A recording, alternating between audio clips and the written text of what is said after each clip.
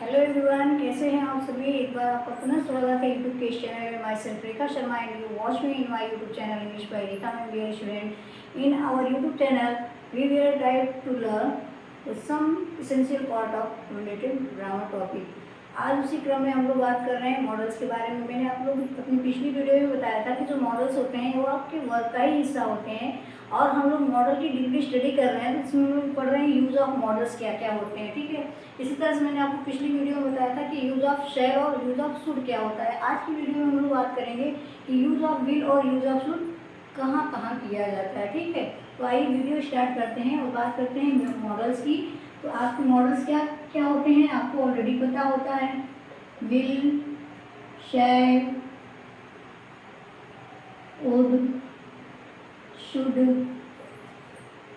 Can, would, may, might,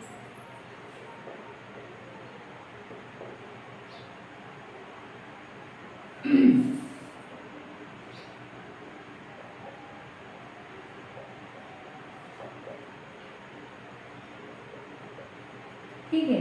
तो हमने इसको पढ़ लिया, ये पढ़ लिया और आज पढ़ेंगे विल और वुड के बारे में। ठीक है, सबसे पहले देखिए यूज ऑफ विल। कह रहा है कि विल जो होता है, will use for show future time, यानी कि भविष्य में जो समय होता है उसको दिखाने के लिए फ्यूचर टेंस में विल का प्रयोग किया जाता है। दूसरा है ही, शी, इट और दे, ये आपके थर्ड पर्सन के प्रोनाउन है। इसके साथ सिंगुलर प्लस प्लूरल नाउन के साथ विल का प्रयोग होता है। नेक्स्ट है will use with I and V. I और वी आपको पता है कि फर्स्ट पर्सन के प्रोनाउन है और इनके साथ हमेशा शैल का प्रयोग होता है, लेकिन अगर विल का प्रयोग हो रहा है इनके साथ तो वो एक कंडीशन में होगा और कंडीशन क्या होगी, या तो कोई डिटर्मिनेशन होगा, दृढ़ इच्छा होगी, या फिर कोई विलिंगनेस होगी, या फिर कोई अनिवार्यता होगी, तब उसके साथ हम लोग आई के साथ विल का प्रयोग करेंगे। जैसे एग्जाम्पल समझिए, कह रहा है कि ही विल गो देयर, वह वहाँ जाएगा, यानी फ्यूचर की बात करें कि वो वहाँ जाएगा। नेक्स्ट इसी तरह से दे विल हेल्प यू, वे तुम्हारी मदद करेंगे। नेक्स्ट है it will not help me, कह रहे it will not help me, यानी यह मेरी मदद नहीं करेगा।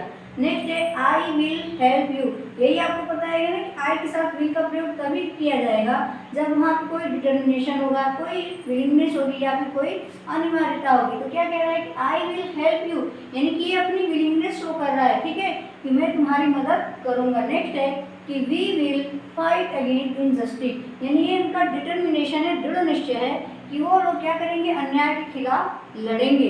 ठीक है, इसी तरह से आपका जो यूज ऑफ वुड होता है, तो सबसे पहले विल के पास्ट फॉर्म को हम वुड कहते हैं। ठीक है, यानी कि विल के जो पास्ट फॉर्म में व्यक्त करना होगा, और ये सब चीजें आपको जो होता है ना, एक्चुअली किसमें होता है, रिपोर्टिंग वर्ब जो पढ़ोगे आप, तो जो रिपोर्टेड स्पीच होता है जिसमें आपके वर्ब शुरू होते हैं उसमें आपका ये सब यूज होता है। ठीक है, तो विल का पास्ट फॉर्म वुड होता है। नेक्स्ट है would also use for request, invitation, offer, determination, willingness and condition and also show habitual action, यानी कह रहा है कि will का would का जो पास्ट फॉर्म में प्रयोग किया जाता है प्रायः रिक्वेस्ट, यानी किसी से प्रार्थना करने के लिए, इन्विटेशन किसी को आमंत्रण करें, ऑफर किसी को प्रस्ताव देने के लिए, डिटर्मिनेशन दृढ़ निश्चय, विलिंगनेस मतलब सहमति, कंडीशन मतलब शर्त, and also show habitual action, यानी जो स्वाभाविक प्रवृत्ति होती है उसको दिखाने के लिए हम लोग वुड का प्रयोग करते हैं। ठीक, जैसे एग्जांपल समझिए, कह रहे कि यू प्लीज डू इट, क्या आप इसे कर दोगे।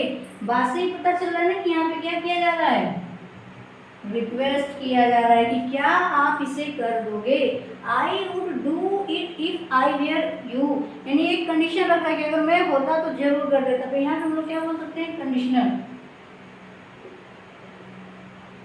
यानी शर्तिया वाक्य जिसमें शर्त रखी जा रही है कि अगर मैं ये होता तो मैं डेफिनेटली इसको कर देता। नेक्स्ट है कि he would sit and dream all day, यानी वो बैठा रहता और पूरे दिन सपनों में खोया रहता है। तो ये उसकी क्या हो गई, स्वाभाविक प्रवृत्ति हो गई, हैबिचुअल एक्शन हो गया। अभी हमने पढ़ा है ना कि हैबिचुअल एक्शन आपका हो जाएगा।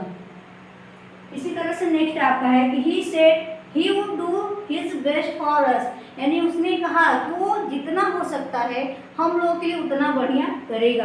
तो यहाँ पे उसने अपनी क्या बताई है, विलिंगनेस जताई है। विलिंगनेस मीन्स क्या होता है, इच्छा, यानी अपनी सहमति जता रहा है कि वो उससे जितना बढ़िया हो सकता है, जितना बढ़िया वो कर सकता है वो करेगा आपके लिए। ठीक है, dear student, in this video we learned about the use of will and use of would. I hope you literally understand. And if you have any doubt, you please comment in my video, and after that I suggest through the message. Till then, thank you.